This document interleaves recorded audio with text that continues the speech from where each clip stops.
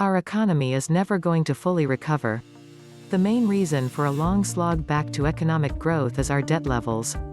Debt to GDP is unprecedented at all levels: consumer, corporate, and sovereign. Low interest rates are not enough to compensate for current debt levels and will result in an extended wave of defaults. Our consumers, our government, our corporations have all spent their futures away when they went deeper and deeper into debt. The one and the only thing we are going to see going up steadily in the months and years ahead are corporate and consumer bankruptcies. Delayed openings. Concerts, tourism, and sports a no-go this summer. International tourism will grind to a halt. Airlines, hotels, cruise ships. Civil unrest. Political instability. The pain has not even begun, nor has the asset price crash. No economic recovery means that the Fed will print tens of trillions more in order to pump up stock prices. The mistake is that the market is not the economy. The rest of 2021 is toast. And if COVID cases continue, 2022 will be a tepid year on a depression level with 20% plus unemployment. Commercial real estate defaults on a scale that will make the housing crises look like a picnic. Mall closures. Declining tax revenues for local schools and governments. Furloughs of government employees from the Fed, state, and local to help balance budget shortfalls. With this total lack of momentum, whether the COVID ends in 2021 or 2022, it will be a terrible 2022. We may not fully recover until 2023, if ever. In the worst financial crises since the mid-19th century, it took on average 8 years for per capita GDP to return to the pre-crisis level, while the median was 7 years. Historic levels of monetary and fiscal stimulus might allow the U.S. to fare better, but most countries don't have the capacity to offset the economic damage from the pandemic. Which means the rebound is the beginning of a long journey out of a deep hole. The idea that everyone who's been laid off or lost revenue is just going to all of a sudden jump right back into working full speed and spending non-stop again is complete fantasy. For many small business owners, this will spell the end of their enterprises, and those lost jobs could take years to come back as those people try to recover from the loss of their businesses. This pandemic was just a trigger. Our economy was not in shipshape prior virus due to unsustainable leveraged debt. Should just let the market or capitalism run its course. Hyping up the market will only make things worse. The higher it goes, the harder it falls. When you connect the dots by the United Nations Great Reset Initiative, the worldwide pandemic, cancel culture, and woke nonsense, you can see the global depression is coming big time. A handful of billionaires and their cronies will get ahead. Meanwhile, the rest of the proles will be struggling to get by. You don't have to be a mind reader or a psychic to know what's going on. All you have to do is read and do some time of research on what's really going on around the world. Unfortunately, big tech, corrupt media, and unethical social media will do everything in their power to bring about the dystopian future of mankind. Artificial intelligence will someday rule the world, and what's going on right now will only speed up mankind's demise. Depopulation will be the key. The U.S. economy died in the 1970s. It's on life support. Welcome back to the Atlantis Report. You are here for your daily dose of the truth, the whole truth, and nothing but the truth. Please take a second to hit the like button, hit the subscribe button, and don't forget to also hit the notification bell.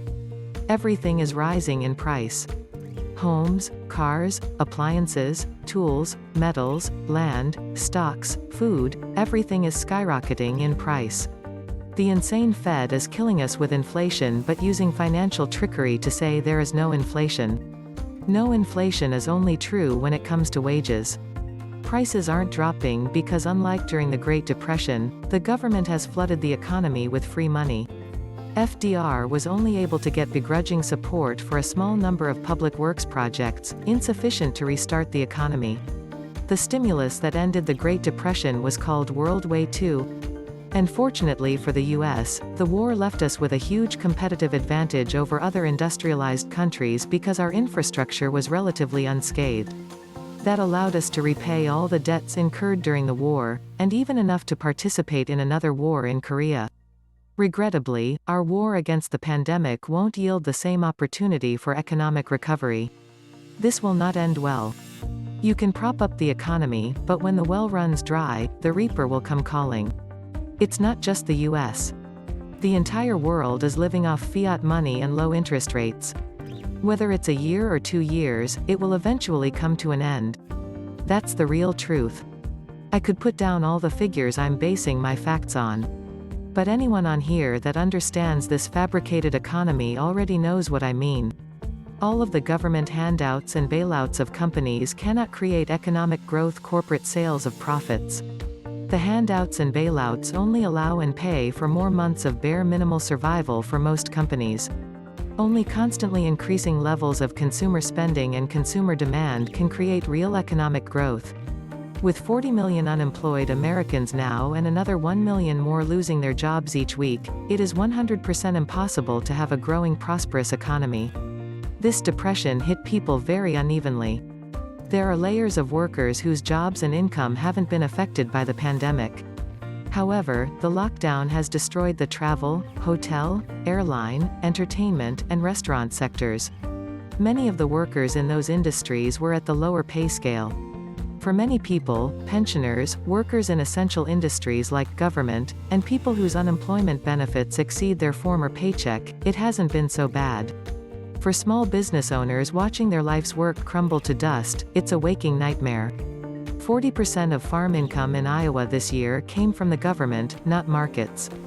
Taxpayers are continually bailing out some, while others slide into poverty, losing their jobs, homes, and ending up in the streets. 50% of companies could file for bankruptcy, and stocks will still soar. The stock looks only at the Fed's printing presses. Nothing else matters. World War III could start, and the market will skyrocket higher. It works until it doesn't. When Powell says the Fed has plenty of tools, that's code for manipulating the stock market. Keep it elevated, so it doesn't cause more economic trouble. Keep the bubble going basically. Meanwhile, on Main Street, interesting confirmation about the small business carnage from Yelp. 40% of the companies on their site which closed during the shutdown now list themselves as closed permanently. Those continuing layoffs and new unemployment filings we're seeing are small businesses finally shedding core employees or shutting down. And since they account for 45% of GDP, what's happening to them is going to slide downhill. The risk of depression is high. The depth of the downturn so far is like a depression. The only other requirement is the length of the downturn. There are 2 ways we are lengthening the downturn. First, by being foolish about reopening, and generally ignoring the best scientific advice.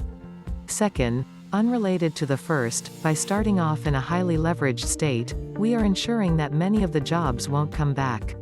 The path of the pandemic is fairly well known, the economic impact of the bankruptcies is not, and that will become clearer in the next 2 months as earnings roll in and CFOs open their mouths. The Great Depression happened due to policy mistakes. The pandemic is morphing into a depression-like crisis. Given the amount of taxpayer money wasted by the federal government in both cases, there isn't any other conclusion to make. The pandemic, automation, and the structural changes to the economy have all come together in the last 6 months that point to a future of fewer jobs and even fewer good jobs. We should be cutting back on immigration, eliminating corporate subsidies like the H-1B program, and coming up with a strategy to train people for the economy that's coming. Not the Ponzi scheme of infinitely increasing consumers and workers that have decimated the environment and destroyed the middle class that we have now. Neither our economy nor population is sustainable. The sooner we face facts, the better chance we have of making a future that works for people and the environment. This is just more evidence that we live in a world in a permanent oversupply of people and labor. Our present immigration system is geared towards the third world and uniting families, not benefiting the country. If importing uneducated, unskilled people solved problems, we would be living in paradise. We are not. Even the H-1B visa workers do not possess any particular skill set as they are often trained by the more expensive U.S. workers they are replacing. It is a giveaway to corporations at the expense of U.S. workers and taxpayers. The tiny subset of true innovators can be maintained while reducing the vast majority that simply adds to our already burgeoning underclass. The recent increase in wages and low unemployment is further proof that is restricting the workforce benefits workers. The hidden story here is that we're on the cusp of the greatest boom in robotics ever in history. Increasingly smart AI and robotic devices will soon do many of the routine chores that were once the source of a paycheck for blue and even white-collar workers. When downturns like this occur, it's a chance for businesses to initiate new technologies that eliminate jobs. Imagine that you owned a company. If you could find a machine that could work 24/7 without taking a vacation or demanding a salary with health insurance, you would employ that machine in a minute. This is what's slowly happening. It's pretty handy to blame a pandemic for being the teeny-tiny pin that pricked the humongous debt bubble economy built on a fiat currency foundation. If the economy had been good, households and businesses would have had a solid 6 months' worth of rainy day funds saved up. Instead, they were already failing and living on borrowed time and currency. The economy is fatally flawed, and the fake dollar economy is on its last legs. The pandemic is a blip in a very long slide. Permanent job loss preceded the pandemic by decades. It happened in the 80s when factories started closing and moving overseas. This is why we have very little hope of a V-shaped recovery once our current disaster abates. There are simply no jobs to go to because we dissolved our industrial base, beginning 40 years ago. We ooh and ah over technology. We swoon over Zoom. We prostrate ourselves before the cloud. We sit in chairs made in China, before monitors made in China, attached to CPUs made in China, powered by chips made in China. And we have the temerity to suggest that a consumer economy is something to boast about. We're praying for a return of the restaurant and hotel trade. China isn't waiting on tourists. China has once again set about producing the goods the world needs. Any doubts about where there will be a V-shaped recovery? The pandemic has once again exposed the widespread ignorance of simple facts that permeates American consciousness. The state of the economy seems always to be by far the biggest topic of discussion, yet people seem clueless about the recent economic history that could guide behavior and voting.